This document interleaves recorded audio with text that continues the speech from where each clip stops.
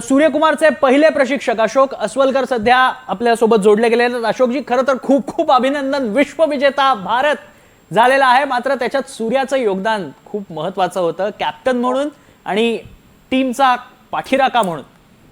तुमच्या काय भावना आहेत? मला तर आज एवढं मस्त वाटतंय ना की आज मी सुरुवातीलाच बोललो की वर्ल्ड कप आम्ही जिंकू, पण 2 वेळेला अशा मोमेंट आल्या की आम्ही वर्ल्ड कप मधनं बाहेर पडणार होतो, पण त्याच्यातूनही आम्ही सर्वाइव्ह होऊन फायनलला पोहोचलो आणि फायनलला पोहोचल्यानंतर आम्हाला फायनल जिंकायचीच होती, ती आज त्या सगळ्यांनी करून दाखवली। त्यात सुद्धा आज जी काय बॅटिंग केली अभिषेक शर्मा, कारण का प्रत्येक वेळेला बघा अभिषेक शर्मा खेळत नव्हता तर आमचा स्कोअर बनत नव्हता, पण आज अभिषेक शर्मा खेळला संजू सॅमसन बरोबर, त्यानंतर जो त्यांनी स्कोअर केला तिथून आम्हाला 200+ जायचं होतं, ते 200+ त्यांनी केल्यानंतर तिथून आम्ही मॅच आज हरणारच नाही होतो आणि त्यात ते आमच्या बॉलर्सनी करून दाखवलं। अगदी, पण अशोकजी कसं विश्लेषण कराल सूर्याच्या एकंदरीत परफॉर्मन्स? या पूर्ण T20 विश्वचषकात रन्स नाही आले, बॅटमधनं तर हवे तसे रन्स नाही आले, फटके नाही आले, मात्र कॅप्टन्सी पुन्हा एक।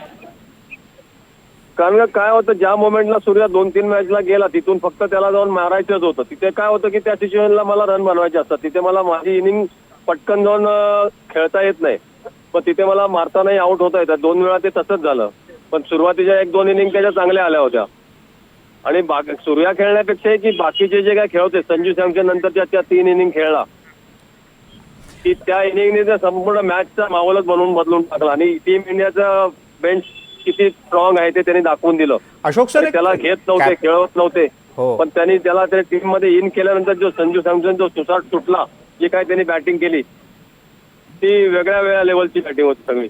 बरोबर। अशोक सर, कॅप्टन असण्याचं एक स्वाभाविकपणे थोडंसं दडपण असतं का हो? तुमच्याशी हे सूर्यकुमारनं शेअर केलंय का?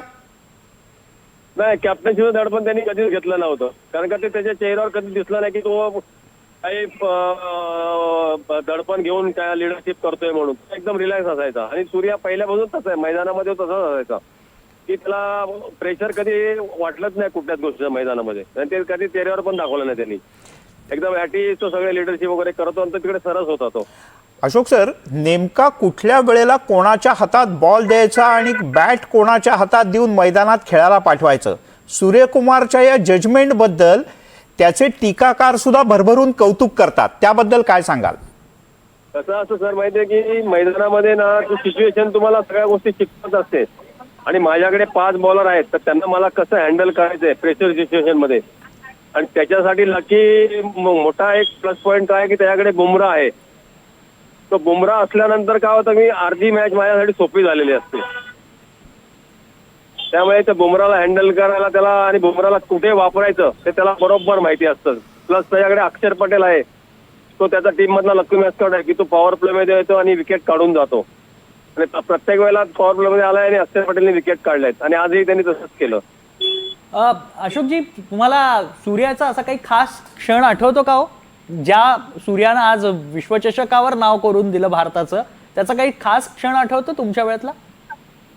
माझ्यासाठी एकच खास क्षण आहे त्याचा की तेव्हा जो मैदानात असायचा ना सूर्या, त्याच्या डोक्यामध्ये एकच चालत असायचं की मला इंडिया खेळायचं, त्याप्रमाणेच तो मैदानात वावरायचा, आणि एक मोमेंट अशी होती की त्याला इंडिया खेळायला मिळेल की नाही, त्याला टीम मध्ये नंबर लागेल की नाही, ते त्याच्यामध्ये तो खूप एका मोमेंटला खूप नर्वस झाला होता, पण मी त्याच्याबरोबर होतो मैदानात, त्याच्यावर फिरत होतो, त्याच्यावर काही इतर गोष्टी करत होतो क्रिकेट सोडून, कारण का त्याला कसं तरी शांत करायचं, कारण का एकदा एवढ्या लहानपणापासून सुरुवात केल्यानंतर मी आज मला दिसतंय की मला इंडियाचा कॅप माझ्या डोक्यावर बसणार आहे, पण तिथे मला लागत नव्हती आणि तिथे त्याला ती इंडियाची कॅप मिळाली आणि तो तेव्हा मला बोलला होता की सर मेरा सर पे इंडिया का कॅप रहने से मैं खुश हो जाऊंगा, मेरा सपना इतना नहीं कि मैं 4-5 साल खेलूंगा इंडिया के लिए, लेकिन आज ते 4-5 वर्षाची तो असाच खेळून निघून गेलाय आणि आज आणखीनही 2-1 वर्ष तो सहज खेळ, पण ते बोलतात ना की एक स्वप्न घेऊन निघाला होता की मला इंडिया खेळायचंय, ते आज त्यांनी प्रूव्ह करून दाखवलं सगळ्यांना।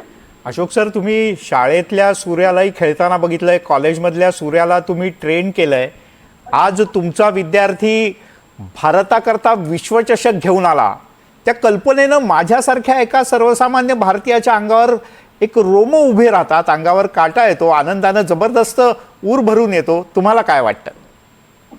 मला तर सर सांगायचं झालं ना तर माझ्यासाठी एवढी मोठी गोष्ट आहे ना की त्या मुलाला मी घेऊन एक स्वप्न पाहिलेलं होतं की हा इंडिया खेळेल म्हणून.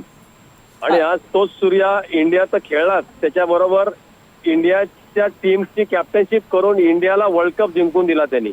खरं आणि आज अशोकजी, त्याच्याबरोबर जे काय त्याचे जे हो. किल्लेदार आहेत सगळे अगदी पॅव्हलियन मध्ये बसलेले पूर्ण जो स्क्वॉड आहे त्यांचा, ते आज सूर्याला एवढं मोठा बॅक करतात ना, आणि त्याचं जे बॅकिंग आणि त्याच्यानंतर तो सूर्या जो फील्डमध्ये आपल्या प्लेयर्सला जी बॅकिंग करतो ना, ती बघण्यासारखी गोष्ट आहे सर.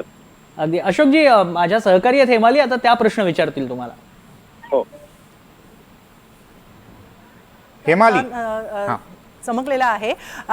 सगळ्यात महत्त्वाचं म्हणजे जेव्हा 2024च्या वर्ल्ड कपची फायनल डोळ्यासमोर येते तेव्हा सूर्यकुमार यादवनं घेतलेला तो आयकॉनिक कॅच आजही कुणीही विसरू शकत नाही, कारण त्या कॅचनं एक उत्कृष्ट विजय आपल्याला मिळवून दिला होता, एक वर्ल्ड कप ट्रॉफी आपल्याला मिळवून दिली होती. आणि आज त्या सूर्यकुमार यादवच्या नेतृत्वाखाली टीम इंडियानं सलग दुसऱ्यांदा T20 विश्वचषकाची ट्रॉफी उंचावलेली आहे. याकडे कसं पाहता, काय वाटतं सूर्याबद्दल? मला तर मी काय आहे की वर्ल्ड कप त्याने त्या कॅचने जिंकून आम्हाला दिला होता 24ला, पण ह्या वेळेला आम्ही सेमीफायनल क्वार्टर फायनल ऑलमोस्ट मध्ये टुर्नामेंटला राहू नाही राहू असं झाली कंडिशन झाली होती. तिथून आम्ही त्या दोन्ही मॅच सर्वाइव्ह केल्या आणि आम्ही आज फायनलला पोहोचलो. आणि माझ्या 2-3 इंटरव्ह्यू मध्ये मी बोललो सुद्धा होतो, कालपर्यंत मी तेच बोललो होतो की त्या 2 मॅच आम्ही सर्वाइव्ह झालोय आणि आम्ही आज वर्ल्ड कप जिंकणार आहोत. कारण का ते त्याला 2 जिंक्स होते, ते ब्रेक करायचे होते. एक तर अहमदाबादच्या विकेट जिंकायचं होतं आणि T20 वर्ल्ड कप एकच टीम लगातार 2 वर्ष कोण जिंकलं नाही होतं, ते सूर्याने आज करून दाखवलं. नक्कीच. आणि त्याचबरोबर आणखीन एक असं विचारावंसं वाटतं की या संपूर्ण वर्ल्ड कपमध्ये त्याची कॅप्टन्सी पाहिली, मात्र त्याची बॅट ज्या प्रमाणात तळपायला हवी होती, म्हणजे सूर्यकुमारची बॅट तळपली पाहिजे त्या प्रमाणात तळपताना दिसली नाही. कॅप्टन्सीचा दबाव होता त्याच्यावर, असं वाटलं तुम्हाला कधी? नाही, कॅप्टनशिपचं त्यावेळेस कधीच प्रेशर नव्हतं. तो नॉर्मल असायचा फील्डमध्ये, आपण बघत पण होतो मैदानामध्ये, तो एकदम रिलॅक्स असायचा, हाताचा चेहरा कायमचा हसणारच असायचा त्याचा. त्यामुळे कॅप्टनशी दडपण त्याच्यावर कधीच नव्हतं. पण काय होतं की छोट्या फॉर्मॅटमध्ये ना, मी जेव्हा बॅटिंगला जातो तेव्हा मी प्रत्येक वेळेला रन बनवीन याची शाश्वत नसते. कारण का मला गेल्यानंतर सगळ्यांच्या अपेक्षा असतात की त्या बॅटिंगला गेले त्यांनी मोठे शॉट खेळायचे असतात, तर ते प्रत्येक वेळेला शक्य होत नाही ना. बरोबर बरोबर. अभिषेक शर्मा सगळ्या मॅचला तो रन बनत नव्हते, पण त्यांनी त्याला कायमचं बॅक केलं. आणि मला माहिती होतं की अभिषेक शर्मा जर चालतोय तर पहिल्या 7-8 ओव्हरमध्ये तो 70-80 रन बनवेल. आणि आज बघा 7 ओव्हरमध्ये आम्ही 90 रन बनवले. आणि 7 ओव्हरमध्ये जर T20च्या मॅचमध्ये जर आम्ही 90 रन बनवू शकतो, तर तिथून आम्ही परत मागे वळून पाहूच शकत नाही. आम्ही तिथून 200+ जाणार आहोत. आणि आज 250, 55 केले, म्हणजे world cup T20 world cup मधून हायएस्ट स्कोअर बनवला आम्ही. आणि तिथून तर आम्ही हारूच शकत नव्हतो, कारण का की 2 सिच्युएशन आमच्याकडे आलो तर आम्ही हारणार होतो, तिथून आम्ही सर्वाइव्ह झालो. मग आज 250 केलं. आज सगळ्यांचं बॉडी लँग्वेज तुम्ही पाहिजे असेल मैदानात, सगळे रिलॅक्स होते की सगळ्यांच्या डोक्यात एकच होतं की आम्हाला जिंकायचंय. ते त्याने आज सगळ्यांनी प्रूव्ह करून दाखवलं. आणि सूर्याची लिडरशिप तर मैदानात बघतच होतो आपण की किती रिलॅक्स राहून सगळ्यांना हँडल करत होता.